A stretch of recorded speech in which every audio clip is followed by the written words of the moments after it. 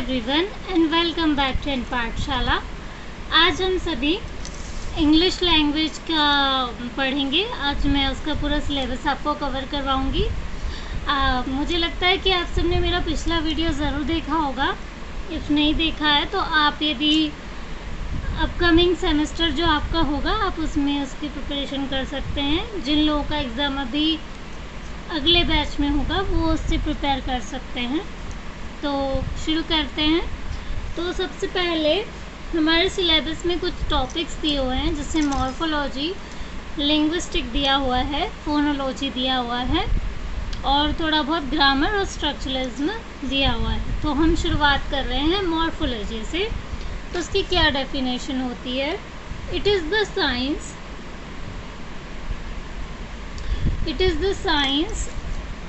and study of the smallest grammatical units of language and the smallest unit is morphemes। तो पहले morphology से समझने से पहले हमको ये समझना होगा कि मॉर्फीम्स क्या होते हैं। मॉर्फीम्स का सिंपली मतलब होता है कि किसी वर्ड की जो स्मॉलेस्ट यूनिट होती है उसे हम मॉर्फीम कहते हैं। और मॉर्फोलॉजी का मतलब होता है एक ऐसी साइंस। लॉजी का मतलब क्या होता है? स्टडी। और मॉर्फो मतलब मॉर्फो वर्ड जो है उसका मतलब ये हुआ स्मॉलेस्ट यूनिट। मॉर्फीम का ही शॉर्ट फॉर्म है मॉर्फो। तो उसकी स्टडी करने को ही हम मॉर्फोलॉजी कहते हैं। कि इसमें हम ये पढ़ते हैं कि हम मॉर्फीम को कैसे स्टडी करते हैं, कैसे वर्ड फॉर्म कैसे होते हैं, उसके बारे में हम जानते हैं। तो यहाँ पर क्लासिफिकेशन ऑफ मॉर्फीम दिया हुआ है। आई होप आपको कैमरे में विजिबल हो।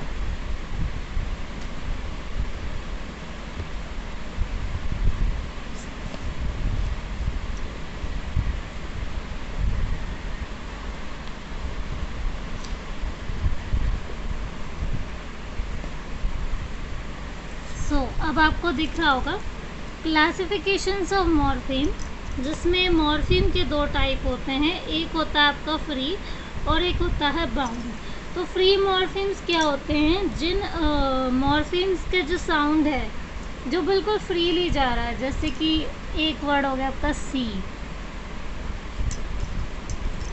एक हो गया अकर। इन वर्ड्स को हम क्या कहते हैं? Free morphemes. और बाउंड का जस्ट उसका अपोजिट है। बाउंड मतलब जो किसी से बंधा हुआ है, जैसे कैट और बैट। तो फिर अब मॉर्फीम की कुछ और क्लासिफिकेशंस भी होते हैं, जैसे कि मैंने आपको बताया कि वर्ड फॉर्मेशन के बारे में है। तो पहला प्रीफिक्स, इनफिक्स एंड सफिक्स। तो उसको क्या कहा जाता है? प्रीफिक्स, इनफिक्स, सफिक्स क्या होते हैं? प्रीफिक्स तो आप सभी ने सुना ही होगा, जो वर्ड के पहले लगता है। प्री मतलब पहले, और इनफिक्स का मतलब होता है जो सेंटर में है, और जो सफिक्स होता है वो आपके पीछे लगता है। लेकिन प्रीफिक्स और सफिक्स ये दोनों इनफिक्स से बिल्कुल डिफरेंट है। इनफिक्स एक ऐसा मॉर्फीम है जो, जैसे कि एक वर्ड हो गया आपका एंड। तो एंड एक अपने आप में पूरा वर्ड है, इसको आप अलग भी कर देंगे तो वो चेंज नहीं होने वाला है। तो ये डिफरेंस होता है इन तीनों में। फिर आते हैं आपके डेरिवेशनल, इन्फ्लेक्शनल और बाउंड लीफ। और उसी के दो क्लासिफिकेशन और हैं, class maintaining and class change. For suppose जैसे वर्ड की कैटेगरी चेंज हो जाती है तो उसे हम क्लास मेंटेनिंग और क्लास चेंजिंग कहते हैं। जैसे चेंज हुई तो क्लास चेंजिंग, और उसी में यदि कोई थोड़ा बहुत वेरिएशन हो तो वो क्लास मेंटेनिंग। जब कभी भी आप वर्ड फॉर्मेशन पढ़ेंगे तो आपको मेरी बात पूरी तरीके से समझ में जाएगी। तो चलते हैं नेक्स्ट पेज पर।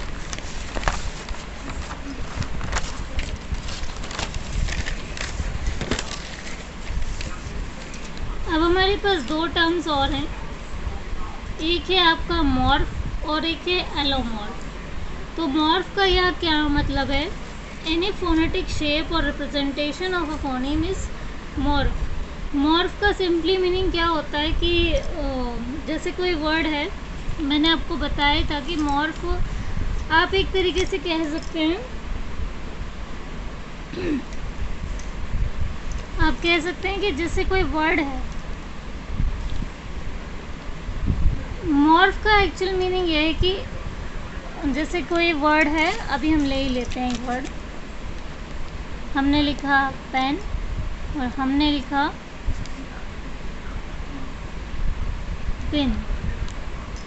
तो यहाँ पे आप देखिए, जनरली लोग इसको क्या कहते हैं, पेन, और इसको कहते हैं पिन। लेकिन इसमें जो पी वर्ड है, यूजुअली लोग इसको प बोलते हैं। हमारे इंडिया में जो नॉर्मल इंग्लिश बोली जाती है उसमें इसको प रिप्रेजेंट करते हैं, बट ये प नहीं होता है, इसमें हल्का सा एच का साउंड होता है, जैसे प।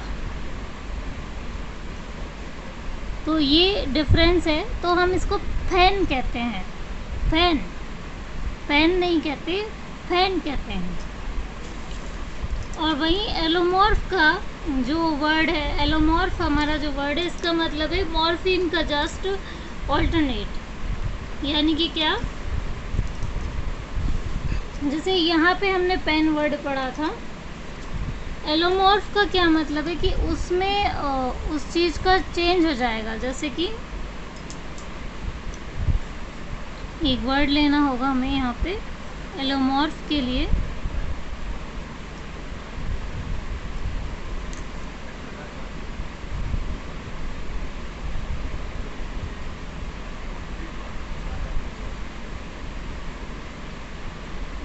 जैसे कुछ वर्ड होते हैं, जैसे इज़, यहाँ पे आप देखेंगे कि एस को हम ज पढ़ते हैं। तो ये कुछ हद तक जो हमारा पहला वर्ड था मॉर्फ, उससे बिल्कुल रिवर्स हो गया। अब जैसे आपको लिखना हो आइलैंड, तब एस साइलेंट हो जाएगा। तो फिर अगेन मॉर्फ का जो फंक्शन है वो चेंज हो गया। तो चलिए अब नेक्स्ट पेज पे चलते हैं। अब हम पढ़ेंगे linguistic and it's level. Linguistic और उसके लेवल्स पढ़ेंगे।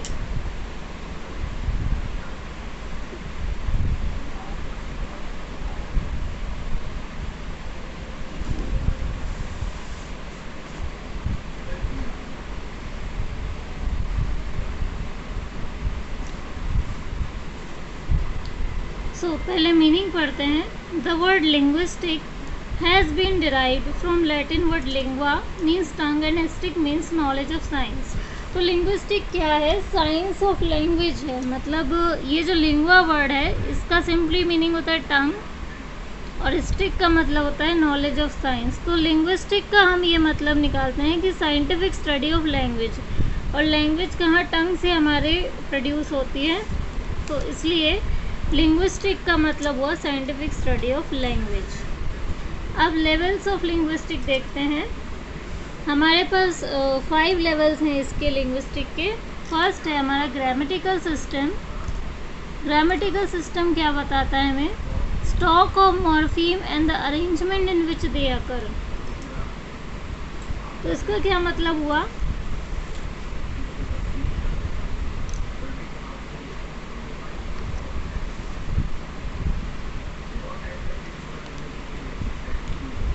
जो मॉर्फीम है उनका जो अरेंजमेंट जहाँ हमें पता चलता है उसे हम कहते हैं ग्रामेटिकल सिस्टम। ग्रामेटिकल सिस्टम का आप ये मतलब भी निकाल सकते हैं कि जैसे आप कोई वर्ड लिखते हैं और आपको उसे समझना है कि उस चीज़ का मतलब क्या है, तो वो हमारा ग्रामेटिकल सिस्टम। ग्रामेटिकल सिस्टम का यह मतलब है स्पेलिंग से, कि वो वर्ड कैसे फॉर्म हुआ। फॉर एग्ज़ाम्पल रिपीट, रिवीजन, ये 2 वर्ड से आप समझ सकते हैं। फोनोलॉजिकल सिस्टम क्या होता है, जहाँ पर साउंड प्रोडक्शन की बात हो रही है, जहाँ प्रोनाउंसिएशन की बात होगी। फोनोलॉजिकल जो वर्ड है ये फोनोलॉजी से आया है। फोनोलॉजी का मतलब होता है स्टडी ऑफ साउंड। तो यहाँ पर हम उसको असाइन करते हैं, हम ये देखते हैं कि पर्टिकुलरली लैंग्वेज में और साउंड में क्या इफेक्ट आ रहा है। फिर है हमारा मॉर्फोलॉजिकल सिस्टम। तो मॉर्फोलॉजिकल में क्या होता है, ये जो अपर 2 लेवल हैं यही हमारे मॉर्फोलॉजिकल सिस्टम में आ जाते हैं, दोनों कंबाइन हो जाते हैं। ग्रामेटिकल और फोनोलॉजिकल, जैसे आपने वर्ड फॉर्म किया और अब हमें ये भी पता है कि इसका प्रोनाउंसिएशन क्या है। ठीक, अब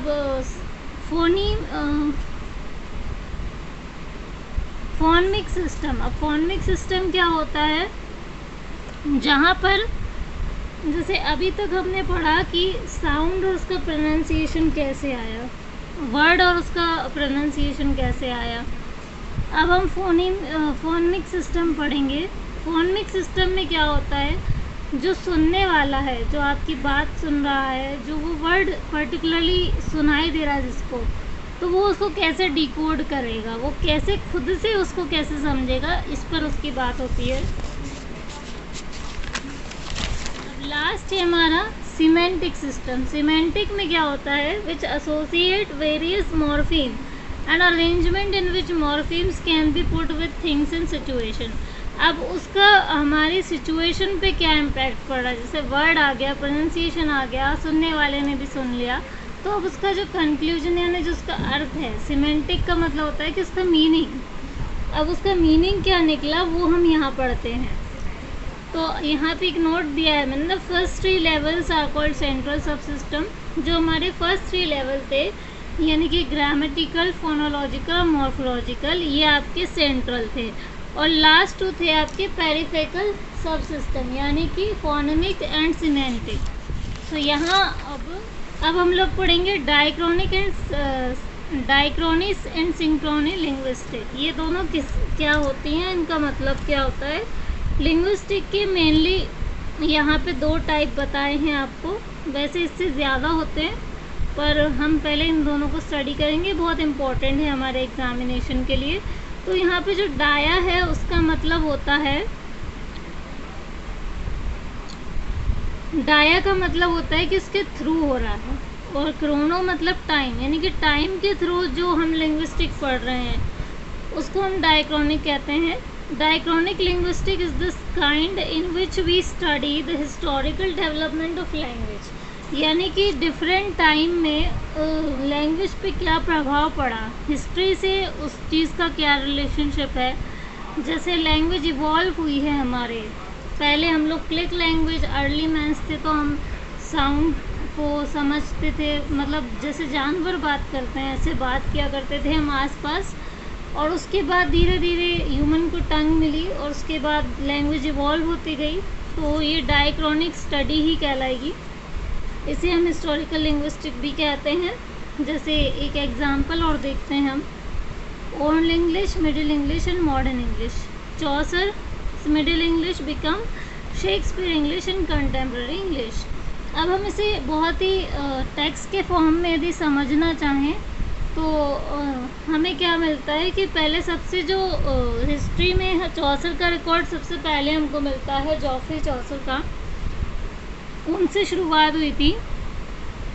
तो उनके बाद वही लैंग्वेज जो है, लैंग्वेज को एक नया डायरेक्शन किसने दिया, शेक्सपियर की इंग्लिश ने, और उसके बाद लास्ट में वो कंटेम्प्रेरी यानी कि मॉडर्न इंग्लिश में कन्वर्ट हुई। Now the last is synchronic linguistic. Synchronic में जो सिन वर्ड है इसका मतलब होता है टुगेदर, उसके साथ, और टाइम का मतलब मैं आपको बता ही चुकी, क्रोनो मतलब टाइम। तो सिंक्रोनिक लिंग्विस्टिक क्या हुआ, एक पर्टिकुलर पीरियड में, जैसे कि डायक्रोनिक का रिवर्स। अब हम इसमें क्या करेंगे, एक पर्टिकुलर सिचुएशन में पढ़ेंगे कि लिंग्विस्टिक की स्टडी हम, लैंग्वेज की स्टडी हम एक पर्टिकुलर उसमें करेंगे, टाइम में करेंगे। जैसे कि डायलेक्ट, इडियोलेक्ट, डायलेक्ट, आइडियोलेक्ट, और you can analyse in old English word in sentences. जैसे कि सेंटेंस में कभी जब ये होता है कि हमें कोई वर्ड मिलता है तो हमको पता चलता है, अरे यार ये वर्ड जो था, ये वर्ड जो मतलब सेंटेंस में जो यूज़ हुआ है इसके 2 मीनिंग है। इस तरीके से हम कभी कभी बात करते हैं, तो उसे आप सिंक्रोनिक लिंग्विस्टिक कह सकते हैं। आप पढ़ेंगे types of linguistic, types, and आप ये भी कह सकते हैं, एक्चुअली यहाँ ब्रांचेस मैं लिखना चाह रही थी, बट टाइप्स भी ठीक है, वो गलत नहीं है। तो यहाँ पे ब्रांचेस ऑफ लिंग्विस्टिक क्या क्या है, micro and macro. Micro word जो है इसका मतलब होता है कि जो उसके छोटे लेवल पर है।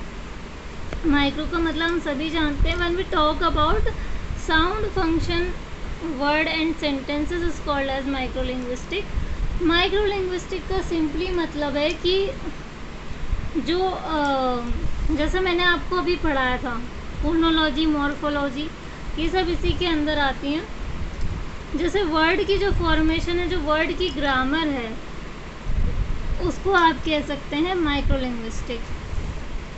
तो इसमें कौन कौन सी है, एक है आपकी फोनेटिक्स। फोनेटिक्स में study of sound, how they are produced is phonetics. Phonetics का सिंपली मतलब होता है कि साउंड की स्टडी करना, मतलब वो किस तरीके से प्रोड्यूस हो रहे हैं। फोनोलॉजी थोड़ा सा उससे अलग है, हालांकि दोनों एक दूसरे के क्या कहते हैं, दोनों एक दूसरे को कंप्लीट करते हैं। फोनेटिक्स को सिंबल से भी रिकॉग्नाइज किया जाता है, दैट्स वाई उन दोनों का में थोड़ा सा डिफरेंस है। Study of how this sounds are arranged in a language. तो फोनोलॉजी क्या है कि किस तरीके से साउंड अरेंज किया गया, उसमें उसको हम फोनोलॉजी कहेंगे। Then we have morphology. Morphology मतलब स्टडी ऑफ वर्ड फॉर्मेशन। मैं बता ही चुकी हूँ कि वर्ड को फॉर्म करने की जो साइंस है वो है मॉर्फोलॉजी। फिर है आपका syntax, study of rules in which words are combined two sentences. अब सिंटैक्स क्या है, सिंटैक्स का मतलब है कि उस पर कौन कौन से रूल एप्लीकेबल हुए हैं ताकि वो सेंटेंस के साथ मिक्स हो। जैसे हम अपनी ग्रामर में पढ़ते हैं वर्ब के बारे में, नाउन के बारे में, अगर हमको ये नहीं पता होगा तो हम सेंटेंस कंबाइन नहीं कर पाएंगे। तो सिंटैक्स उसी बारे में है। फिर है हमारा सिमेंटिक। सिमेंटिक का क्या मतलब है, study of meaning of word. Word का सिंपली मीनिंग होता है सिमेंटिक्स।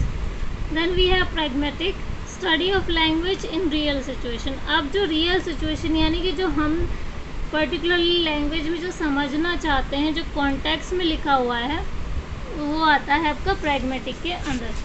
लिंग्विस्टिक की मैक्रो लिंग्विस्टिक क्या है, ये वो ब्रांच है जिसमें हम सोसाइटी से लैंग्वेज का क्या रिलेशनशिप है वो पढ़ते हैं, उसकी स्टडी करते हैं।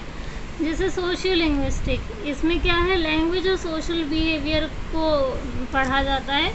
Psycho linguistic, study of how individual comprehend, produce and acquire language. Language किस तरीके से एक्वायर की जा रही है, मतलब एक्वायर का मतलब होता है समझना। जैसे मैंने आपको बताया ही था मेरे पिछले वीडियोस में, जब मैंने आपको फर्स्ट मेरा जो वीडियो था उसी में मैंने आपके लैंग्वेज एक्विजिशन के बारे में बताया था, LSRW के बारे में, listening, speaking, reading and writing.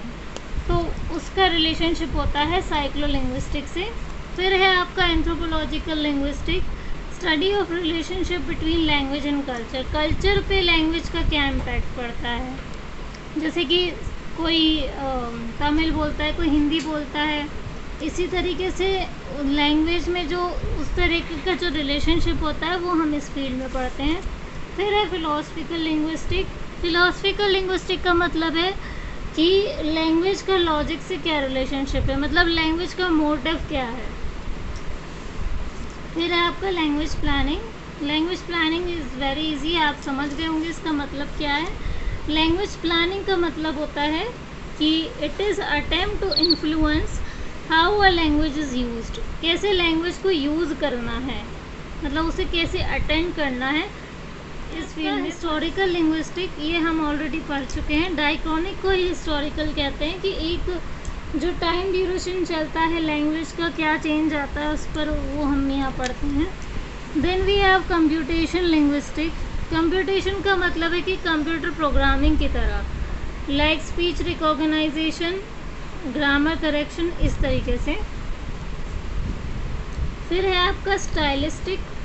Stylistic मतलब it is study of examining the language used in different context. Different context में क्या स्टाइलिस्टिक किस तरीके से यूज़ किया गया।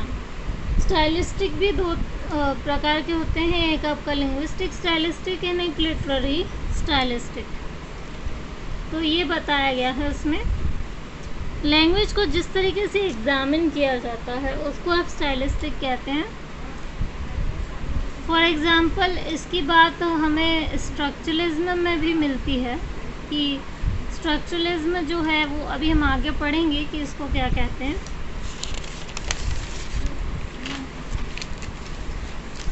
अब पढ़ेंगे हम फोनोलॉजी के बारे में। फोनोलॉजी का मतलब मैं आपको बता ही चुकी हूँ कि साउंड का क्या इम्पैक्ट पड़ता है। Phone means sound and logy means study. Phonology is the study of pattern of sound in language. जो साउंड जो पैटर्न्स बनाते हैं लैंग्वेज में उसका जो रोल होता है उसी को हम फोनोलॉजी कहते हैं। And the branches of phonologies are segmental and suprasegmental. इसका एक और नाम है प्रोसोडिक।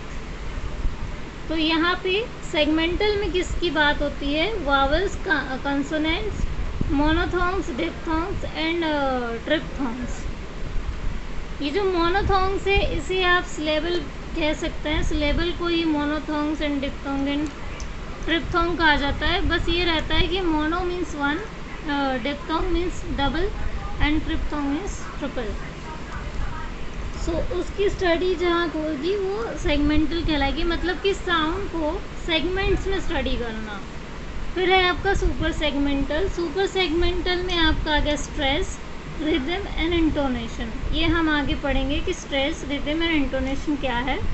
फोनीम्स, फोनीम क्या होते हैं? Smallest meaning distinguish between sound unit in a language. जैसे अब इसको थोड़ा सा अच्छे से बताती हूँ मैं कि फोनीम क्या है, क्योंकि इसमें बहुत कंफ्यूजन होता है। जैसे फर्स्ट वर्ड है हमारा बस और दूसरा वर्ड है बज़।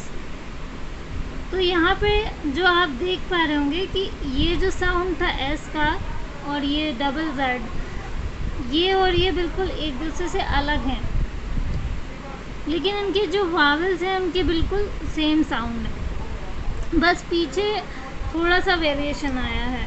तो फोनीम का एक बहुत डीपर मीनिंग होता है। फोनीम का मतलब है कि जैसे फोनेटिक्स एक बहुत ही क्रिटिकल स्टडी है, मतलब आपको उसे बहुत अच्छे से समझना होता है। जैसे मैंने आपको पेन का एग्जांपल दिया था।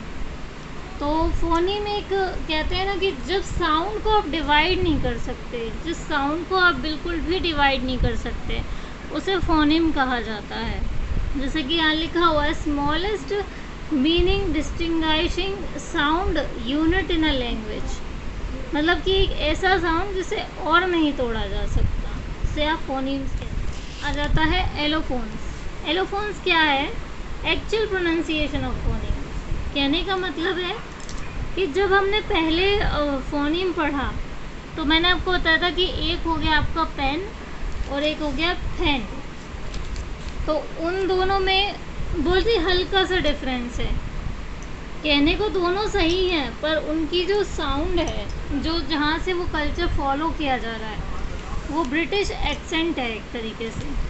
तो वहाँ के लोग उसी तरीके से प्रोनाउंस करते हैं उस चीज़ को। तो एलोफोन का मतलब है कि जिस प्रोनाउंसिएशन को आप चेंज नहीं कर सकते, मतलब जो उसका एक्चुअल प्रोनाउंसिएशन है, different pronunciation of same word. फिर आता है आपका distribution of patterns. Distribution of patterns का यहाँ क्या मतलब है? एक आपका हो गया फ्री वेरिएशन और एक हो गया कॉम्प्लीमेंट्री डिस्ट्रीब्यूशन। ये इसी के दो टाइप्स हैं। तो फ्री वेरिएशन में क्या आ गया आपका? Non contrastive free variation. Free variation मतलब है कि one allophone at the place of another there will be no change in meaning. मतलब कि उसमें क्या होगा कि जो वर्ड आपने जो भी लिया, जो साउंड है, उससे मीनिंग पे कोई इम्पैक्ट नहीं पड़ा। कॉम्प्लीमेंट्री डिस्ट्रीब्यूशन, कॉम्प्लीमेंट्री में क्या हुआ? When each sound occur in a fix set of context. मतलब कि पहले ये हुआ था कि कोई चेंज नहीं आया वर्ड में, एलोफोन से उस पर कोई प्रभाव नहीं पड़ा। लेकिन दूसरे में ये हुआ कि उसमें वो चीज़ फिक्स है ऑलरेडी, वो भी बदल तो वो भी नहीं रहा है, पर इसमें ये हुआ है कि साउंड जो है वो एकदम फिक्स है उसमें, मतलब कॉन्टेक्स्ट में फिट बैठा हुआ है। जैसे कि मैं एक वर्ड लेती हूँ यहाँ पे, एंड को आप कभी चेंज नहीं कर सकते। फिर हम कहाँ पर थे? Terms related to phonology. Phonology से रिलेटेड टर्म्स को देख लेते हैं। जैसे सिलेबल, सिलेबल किससे रिलेटेड? फोनोलॉजी से। इसका क्या मतलब होता है? Syllable is a unit of pronunciation having one vowel sound। तो यहाँ पे जो हमने एग्जाम्पल देखा, the earth revolve around the sun, तो जो आपकी टोन है जो लो डाउन होती चली जा रही है, मतलब उसका फॉल हो रहा है, फॉलिंग टोन आ रही है, तो ये क्या हुआ? इंटोनेशन हुआ। मोर टर्म्स रिलेटेड टू लिंग्विस्टिक। पहला है आपका कॉन्कर्ड। कॉन्कर्ड का मतलब क्या होता है? Subject verb agreement. Subject verb agreement से क्या मतलब है कि जैसे कोई सेंटेंस है तो उसमें आपका सब्जेक्ट भी सिंगुलर होना चाहिए और वर्ब भी सिंगुलर होना चाहिए। इसी को हम कॉन्कर्ड या सब्जेक्ट वर्ब एग्रीमेंट कहते हैं। और उसकी कुछ एक्सेप्शनल केसेस होते हैं। यदि वर्ड में एंड जुड़ जाए तो वो में भी हो सकता है कि सब्जेक्ट सिंगुलर ना होकर प्लूरल हो लेकिन वर्ब सिंगुलर हो, तब केस चेंज हो सकता है। Types of grammar. First is prescriptive grammar, जिसे हम ओल्ड ट्रेडिशनल ग्रामर भी कहते हैं। ओल्ड ट्रेडिशनल ग्रामर का सिंपली मतलब है कि किसी भी चीज़ को बस ऐसे ही रटा दिया जाना, मतलब विदाउट ये बताना कि उसका पर्सपेक्टिव क्या है, मतलब उसको किस तरीके से स्टडी किया गया है, उसके बिना उसे सीधे ही पढ़ा देना इस ओल्ड ट्रेडिशनल ग्रामर।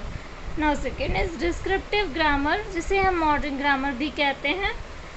और इसमें आपके दो टाइप्स आते हैं। First is functional and second is formal. तो फंक्शनल क्या होता है?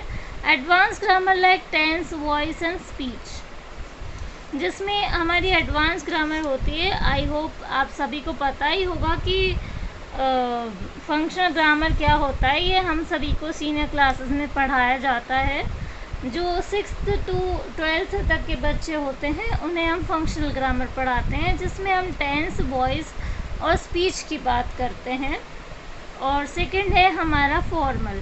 फॉर्मल में क्या है? Rules in theory of grammar, जो बेसिक ग्रामर होती है, जैसे वर्ब, नाउन, प्रोनाउन, प्रीपोजिशन, जो पार्ट ऑफ स्पीच होते हैं उसे हम पढ़ते हैं फॉर्मल में।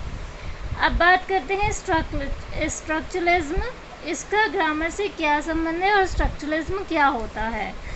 तो इसके जो फाउंडर थे वर्डली लैंड दे सॉसरे, ये एक थोड़ा सा क्या बोलना चाहिए, फ्रेंच जो लैंग्वेज होती है उसका, इनका नाम जो है, मतलब वो वहीं पर उनका जो कल्चर है वो, इनका जो कल्चर है वो फ्रेंच कल्चर है, तो उनका नाम थोड़ा सा प्रोनाउंस करने में दिक्कत है। बाकी हमें ये जानना है कि इन्होंने क्या किया। मेरा मेन कॉन्सेप्ट है कि ये हम जान लें कि इन्होंने क्या बोला स्ट्रक्चरलिज्म के बारे में।